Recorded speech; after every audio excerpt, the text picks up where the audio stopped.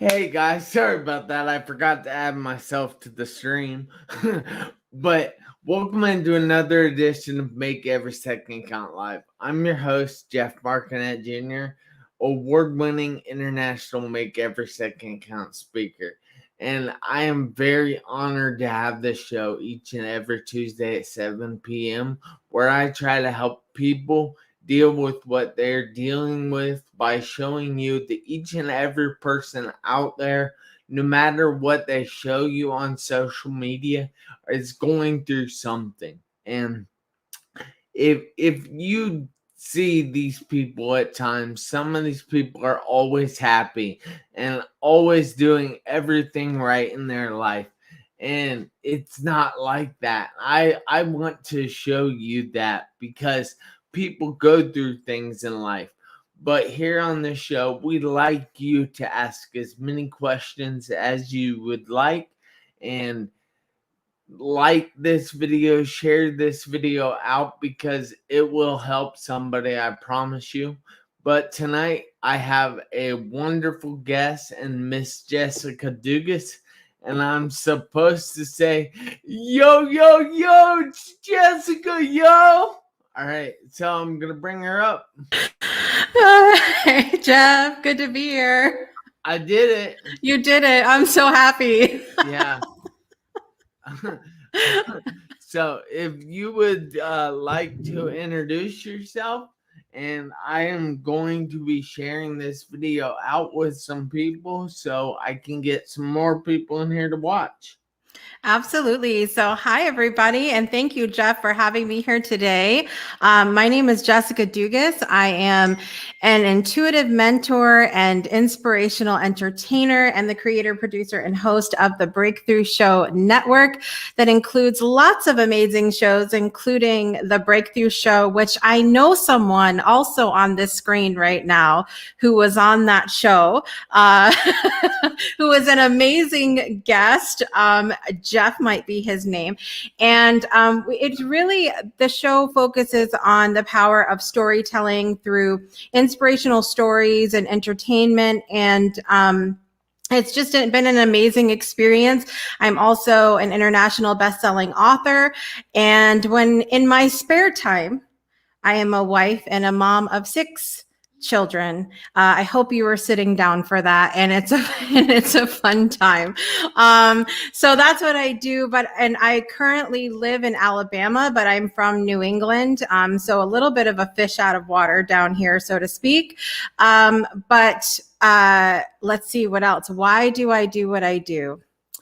I think from the time I was little, I always knew that I wanted to help people. I have shared the story before that when I was around, I don't know, 8 years old or so, I used to have these seminars in my grandmother's living room. Now, I need you to picture it for a minute because we're going back to early 80s here with a Tiffany blue colored carpet and really, snazzy wallpaper on the walls and a Taylor Dane's Love Will Lead You Back on my boombox, for some inspirational music, because you can't have a seminar without inspirational music. And I would do these little things for my grandmother, like about how to love yourself, things that looking back now, I'm like, man, that was pretty profound for an 8-year-old.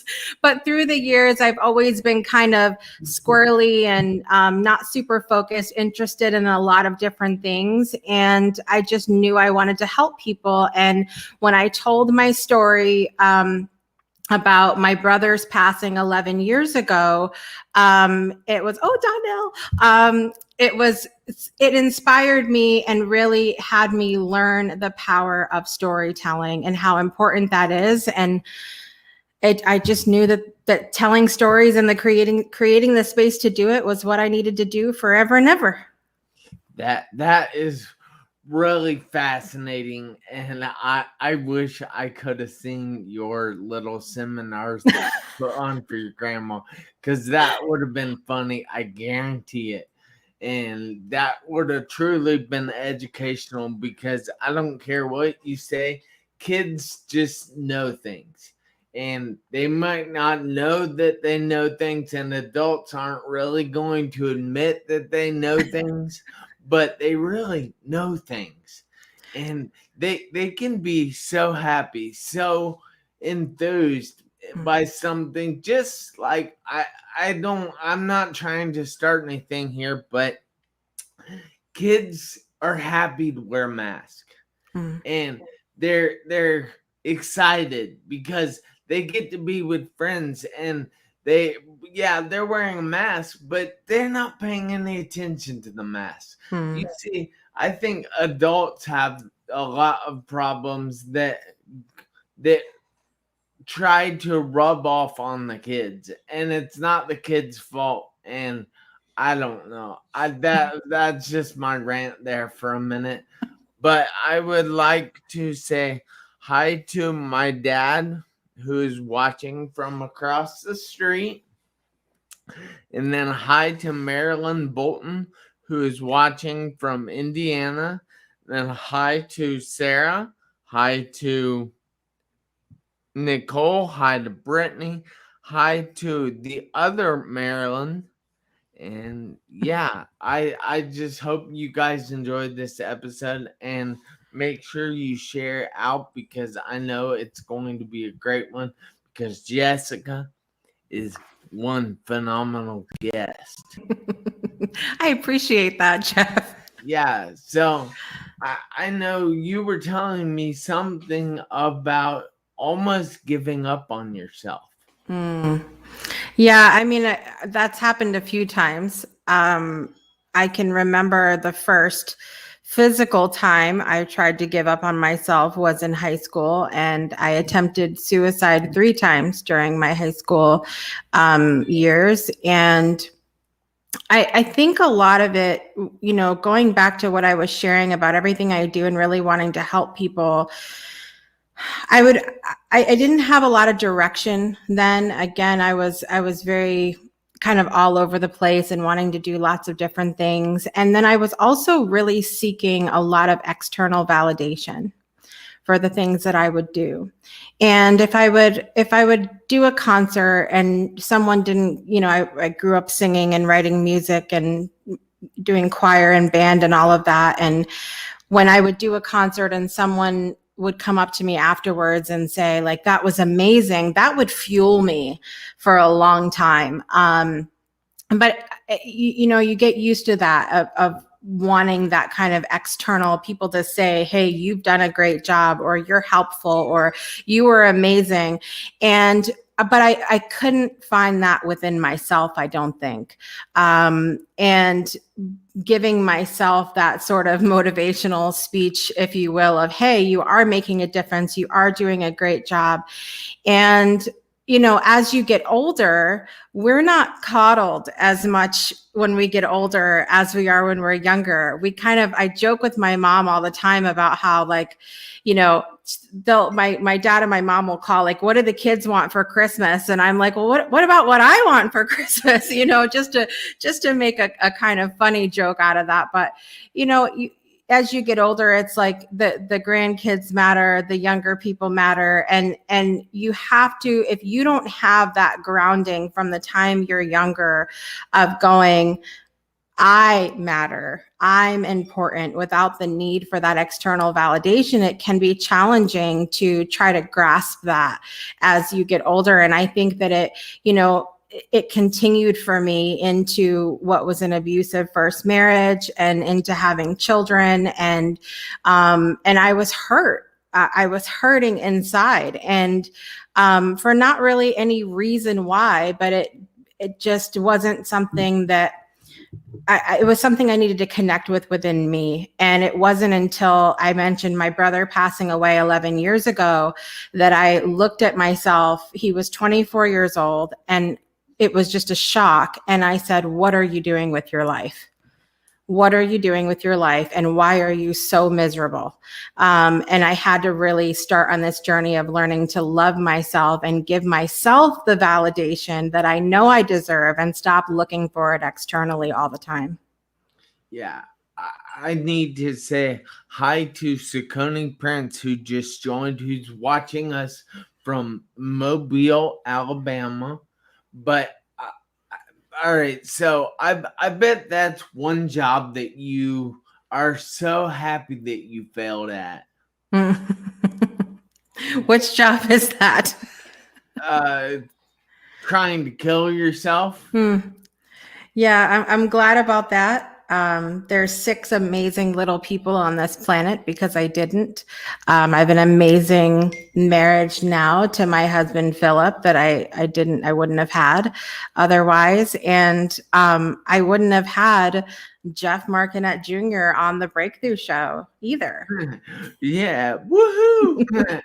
So that's pretty.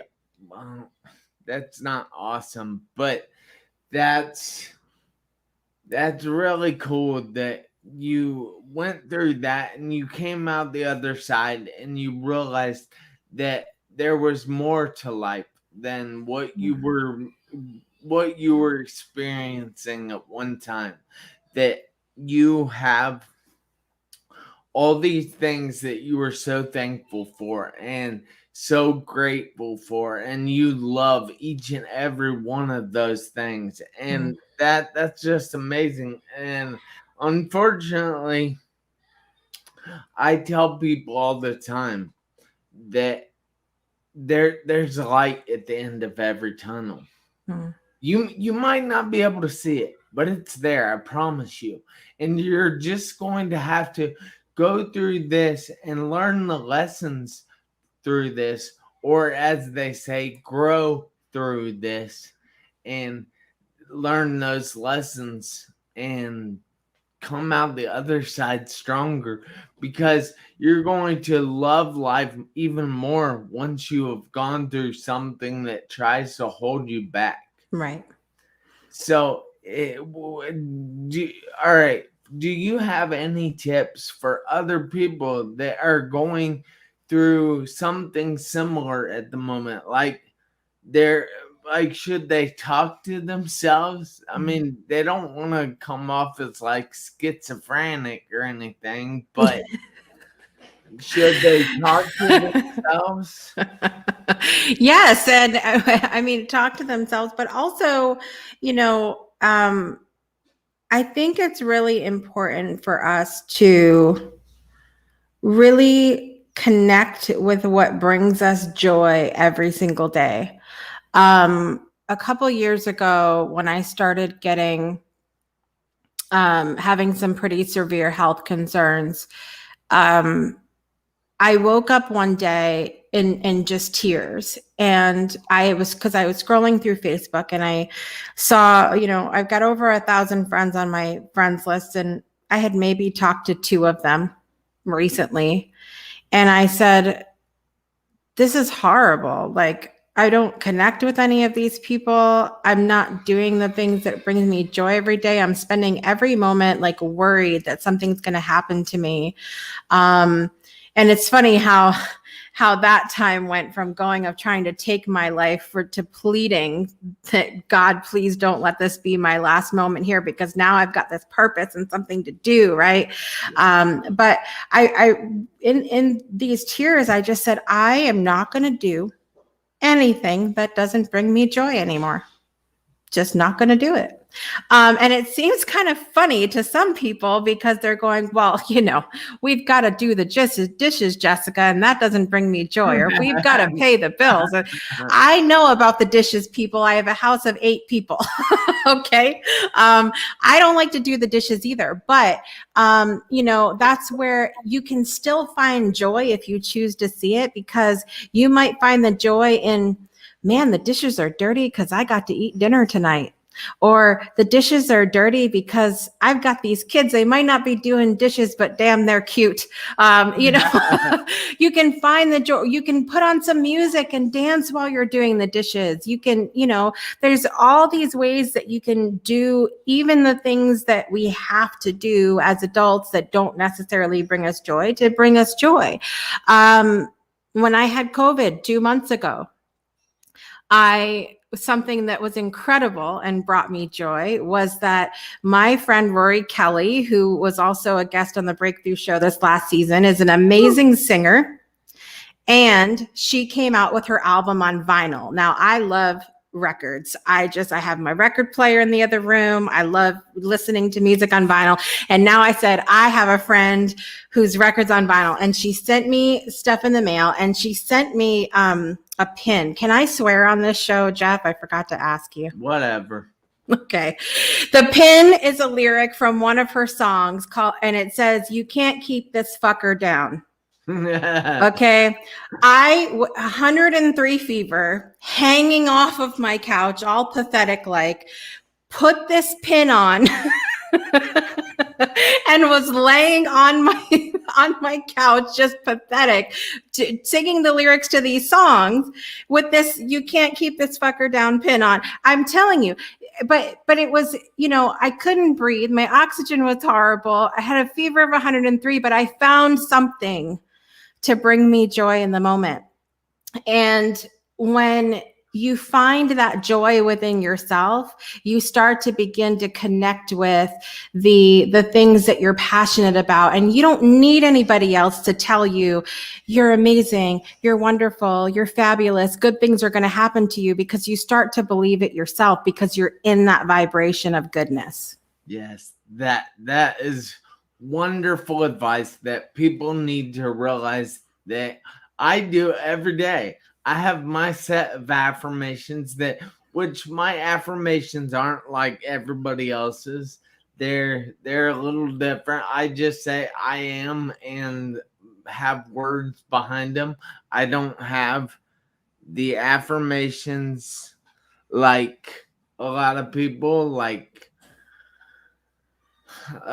certain affirmations. I don't like this is going to happen on this day in time or something like that. That's just not me. But I do it in my way. And that's what people need to understand, that they can do things in their way. I mean, this show isn't as tight as I would like it to be. It isn't on point as much as I'd like it to be, and that's because of me. I know I take full responsibility for that, but I love my show. My show is me, and nobody else can do my show as well as me. Granted, people can try, but they're not me. So they're not Jeff. No, but I have to stop here for a second to go through a short plug. So this is actually my journal, and this tells you that about how you can see those things that you're thankful for, see those things that bring you joy, see things in different ways, and it is something that's going to show you that you need to be more grateful and have more perspective in life. And it's really designed for kids 11 through 19 because that is my target audience. But I have discovered that it will work for anyone, and it will help you develop those long-term goals in your life so you can start living happier today. Now, I'll be nice on this episode. Actually, I'm nice on all my episodes. But if you go to my website, which is on the screen here, www.jeffmarconetejr.com/journal, you can actually download the first 7 days of that journal for free. And that is over gratitude. So check it out. If you like it, fine, buy the book. You can buy it there on my website. You can buy it from Amazon. If you don't like it, fine, put it in your trash and never see it again. It doesn't bother me. But I happen to know that this lovely woman right here has that journal. 3 of them? 3. Man, that's crazy. I know. It's good. Well, because I had 3 older children. If once the younger kids are a little bit older, they'll get it too. Then we'll have 6. Well, I appreciate your support. So Marilyn Bolton said, "There's always a sign. They come in unexpected ways." So I'm yeah. I would like to know what everybody that's listening's favorite affirmation is, because you mentioned affirmations, and that's one of the tools that I really enjoy. Would you like to know what my favorite affirmation is? Yes, I did. Or would. Today is the best day of my life so far. Today is the best day of my life so far. Yes. That's yeah.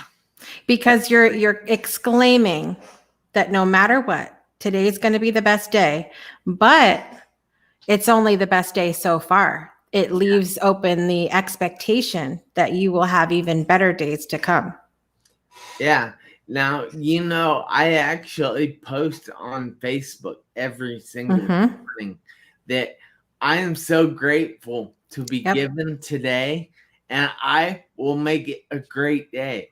Now, I do not say that I'll make it the best day. I'll make yesterday worse than today. I'll make today better than yesterday. But I say that every day I'm going to make it a great day. It doesn't matter what happens in that day, because I have already said that it's going to be a great day. That's right. Now, we have Terrence Leftridge here in the comments saying, "Hey Jeff, hey Jessica, I'm exclaiming that it's an unstoppable day." Now, if you don't know, he is the coach, Mr. Unstoppable. Oh, well, that's fitting. He lives in Hollywood, Florida now. It's originally from Chicago, Illinois, and he is one of my black belt family members. So that's pretty awesome. So, Jessica, what else have you had to go through? Well, I mean, you can add in. I mentioned my family. My family is very important to me, and when I mentioned about my brother passing away, that was such a huge breakthrough moment, dare I say, for me. Terrence is hilarious. Me and Terrence are now best friends in my head. Terrence thinks he's funny, but should I not encourage him? No, he's whatever, but he's whatever. Okay, so I love it. I love him to death. He's so funny, and he's so short and so cute, and I just want to rub his head. Oh, that's because he's bald. If I was bald, I would probably be described as that too. I'm pretty much a T-Rex, kind of round, really short arms, can't reach anything either. Yeah. That's me. So my brother passing away was something that was really challenging for me. And a lot of people, when I tell that story, my grandfather passed away the same week. He passed away and my brother died 2 hours after his funeral. And it was one of the most challenging weeks of my life. And my grandmother passed away then, not long after, about a year and a half later. And family was something that was always really important to me. And when I got married really young, I had this, picture that everything was going to be amazing, and it was not. It was a really challenging, abusive relationship. And when I finally left, I was still, at that place where I hadn't really found myself, or I hadn't really connected with not needing that external validation still that I talked about before. And, at this point now I'm alone with 3 children. Where am I going to get validation from now? Because the kids are going to give it to you. So it's kind of like I had to find it myself. But I also very unexpectedly found my husband. I was not in the market, as I said, for another relationship, yet there he was, sort of accidentally. And then had 3 more children with him. And having a big family was not anything that I ever expected or planned for my life. But it's something that has been a huge catalyst for me in finding myself, because I got to this point of how am I going to set this example for my children that I want to set for them if I don't even know what the hell I'm doing, if I don't know who I am. And my children have been a wonderful example for me of resilience and being yourself. And as I encourage them to be themselves, I start to give myself permission to be myself, and as I encourage them to explore who they are, I encourage myself to explore who I am. And so this whole aspect of family has been such a challenging thing in my life, but also just probably the most healing experience for me, because if you don't know who you are before you have your kids will definitely make sure you figure it out. That's great. So what all right, so what has been the toughest thing about being a mother to 6 kids? And wait, I did say 6. Check the that dishes out. 6 kids. The dishes. We're back on dishes now. The dishes are hard. There's probably a sink full right now, but I think for us, it was just finding out how to do life as a larger family. Even though there are many larger families out there, it's not like, this club that you get a manual to of, meet the president and here you go. And, you're going to get all this great advice. You just have to kind of figure it out, because even what works for another large family might not work for yours. And because of us trying to figure it out, we began homeschooling in 2013, which was a great option for us, because at the time when we started homeschooling, I had 4 kids in 4 different schools. The logistics of that, of having to start saying, well, I can't come to your concert because I've got to go to her spelling bee, and I can't come to your spelling bee because I have PTO over here. It just wasn't going to work. And so we started homeschooling. And that was something that, we continue to adjust and make shifts in that every single year. Why? Because the kids are just little humans. Yeah. And just like adults, they change their mind too. And they excel at things and don't excel at things just like we do. And they have preferences and things that they don't like.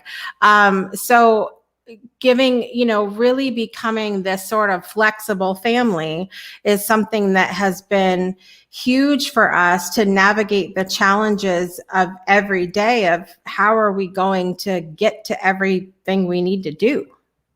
Yeah. So would you say that people out there need to be flexible? Would that be something that would help people reach for a breakthrough? Yes. I saw a quote that said, so the one show that I do, Project Joy, every Monday morning, we spent the last eight weeks going over a Duke University study on happiness, 8 different things that people needed to do in order to be happier in their lives. And one of the things was as it was a quote, and it said, cooperate with life. Now, I don't believe that means we just need to roll over and accept everything for how it is, because otherwise I'm not sure us movers and shakers wouldn't necessarily get anything done if we did that. But I do think that we have to realize when we've given our best effort and the result of what our effort has been is now we just need to go with it. We just need to go with it, because it's not always going to turn, even if you and I, planned something 100%, we're not guaranteed what that's going to look like in the end. And so we just have to give it our best and then just be flexible, flow with what happens. Because the truth of it is, and I may have heard you say this at some point, but I've heard so many people say it now, is that you've survived every single thing you've been through in your life up until this point. Yeah. So why do we get in this place of fear of going, I don't know what's going to happen. Who cares? You've gotten through everything so far. So I think really being flexible is key. Whether we're talking about being a mom and being flexible when things are thrown your way, in your business, being really flexible, because you can give your best effort and then you just have to kind of chill out. Yeah. That is great advice. So what's the easiest way for someone to see how to be more flexible? All right, hang on. That didn't come out right.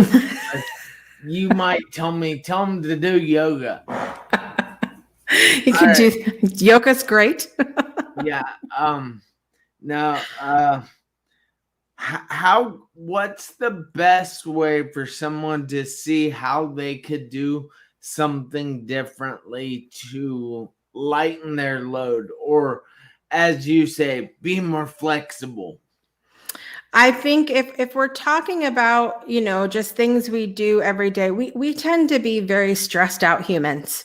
We just get all riled up about all the things. One of the things that I love to suggest with people when I work with people specifically on their schedules and trying to figure out how they're spending their time, take an inventory.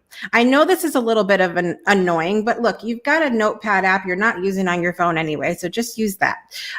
You write down for 24 hours, every single thing that you do, everything you do, from brushing your teeth to having breakfast, to calling your mom, to, getting the kids to school. Write down everything you do and see how much time you have there. Because I'm constantly hearing one of the biggest nudges for inflexibility that I see in people is when people tell me, I don't have time. I don't have time for that. I disagree 100%, because you're scrolling through Facebook, you're calling people that aren't getting things done, that you're having these long conversations with no results. You're watching Netflix and chilling. I don't know how many times, you're doing all of this stuff. And you still say you have no time. So take this inventory and make a commitment to yourself to get rid of the things that are, you can see clearly where you're wasting time, and be honest with yourself. Do not cheat and just don't write down the 3 hours you spent on Netflix. That's not how this works. Do not cheat, but start looking at the time you're spending and going, I do have the time. I choose to. I choose to, not I don't have time. I choose to, with the time that you have. Start looking at taking some of those things out, and you can relax a little bit. You can be more flexible. You can understand, use the affirmations if we're talking about, like you said, if we're just wanting to be more flexible with life in general and in an energetic sense, use the affirmations and say, everything is fine right now. Everything is working out the way that it's intended to work out. Today is the best day of my life so far. I am grateful for today and everything in it. Just, you have to build yourself up a little bit. So those are just some of the things that I think are really important, is to inventory what you're doing with your time, be mindful of that, and you have to build yourself up a little bit. And then just number 3, just chill out. Chill out. So wait, can we watch Netflix and chill out? Yeah. All right. But you got to say you're choosing to do it. Don't come at people with this, I don't have time. No, BS. You have time. You're choosing to. If you just say, I'm going to go watch Netflix and I'm going to love it. I actually watch a lot of TV, so I love that you just said that. So. All right, so Jessica, is there any contact information that you'd like people to have, or how can they watch your show? The best and easiest way to connect with me overall is to go to thebreakthroughshow.com, and it has all of the links for my shows there, that you can watch my shows as well as the other shows on the Breakthrough Show Network. And also there is a link at the top, if I may do a little shameless plug. We have an event coming up in December called a Musical Evening of Giving. That is a charity event, and we're very excited for that. And I would love for you guys to buy a ticket and support Overcoming Odds and the Weiss Scholarship Foundation.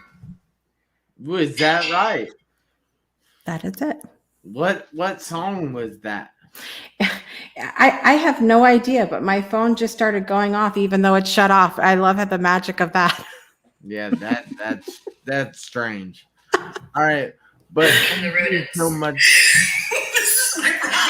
And that's us. All right. Well, no biggie. At least you're watching something. So I thank you so much for taking the time out of your busy evening to be here with me and my viewers. But I need each and every one, including you, Jessica, to do me a favor. Absolutely. That is, I need you to make every second count. Why? Because you never know when the seconds are going to be up in your one life.